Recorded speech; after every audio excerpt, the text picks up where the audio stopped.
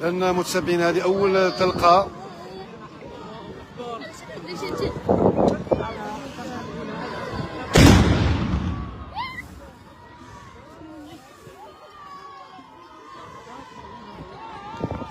طبعا تحت تصفيقات شبكات. بالمناسبة رمضان مبارك سعيد لكل المغاربة داخل الوطن وخارج الوطن الإسلامية. الله يدخل لكم الصحة والعافية.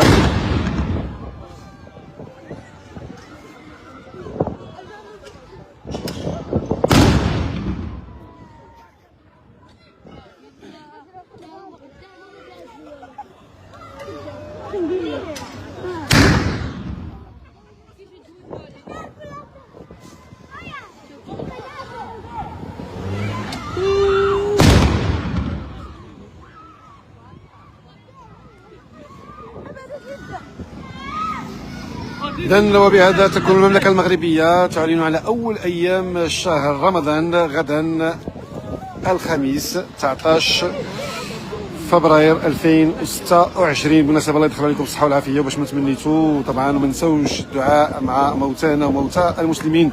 القوات المسلحة الملكية بعد الطلقات 7 طلقات بإعلان عن حلول شهر رمضان المبارك بالمملكة المغربية.